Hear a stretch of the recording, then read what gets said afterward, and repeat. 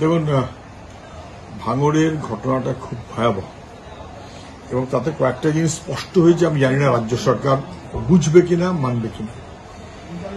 তৃণমূলের নেতা খুন হয়ে গেল। যাদের দ্বারা খুন হলো পুলিশ তদন্ত করে যাদের ধরেছে তারা সবাই তৃণমূলের নেতা কর্মী। শওকতের বাঁয়ে ডাইনে সামনে পিছনে থাকে, আর শওকত মানে মুখ্যমন্ত্রী অত্যন্ত ঘনিষ্ঠ ব্রহ্মাধীশ, সেই শওকত, জেড ক্যাটেগরি সেই শওকত তৃণমূলের নেতা কর্মী। ধরা পড়ার আগে পর্যন্ত বলছিলেন যে সব বিরোধীদের কারবার, তৃণমূলের কোনো দায় নেই।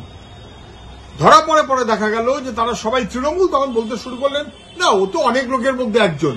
তাহলে আগে কেন বিরোধীদের ঘাড়ে দোষ চাপিয়ে আসলে কি উনি খুনিদের প্রশ্রয় দিলেন, খুনিদের আড়াল করার চেষ্টা করলেন? এবং এইটাই বারবার হচ্ছে যে খুনিদের আড়াল করে বা বিরোধীদের ঘাড়ে দোষ চাপাবার মধ্য দিয়ে খুনিদের আড়াল করে, খুনিদের প্রশ্রয় দিয়ে মানুষের নিরাপত্তা এমনকি তৃণমূল কর্মীদের নিরাপত্তাকেও বিঘ্ন করছেন ভয়াবহভাবে। এখন সব ধরা পড়ে গেছে, এখন বলছেন অস্ত্র উদ্ধার হোক। আরে অস্ত্র উদ্ধার হবার আগে আমি পুলিশকে বলবো, আগে তাহলে যে খুনিদের আড়াল করছিল তাকে হেফাজতে নিয়ে তদন্ত করুন। কেন বলেছিল? দোষীদের কেন আড়াল করেছিল, কেন খুনিদের আড়াল করেছিল? এখন তো পরিষ্কার হয়ে গেছে।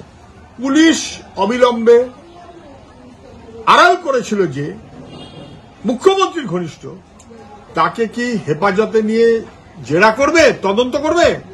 যদি তদন্ত না করে তাহলে কিচ্ছু বেরোবে না। তদন্ত করলে দেখা যাবে এই খুনের রহস্যের পিছনে আরো অনেক বহু গল্প আছে, যেটা ভাঙড় ক্যানিং চত্বরে লোকে সবাই টের পাচ্ছে।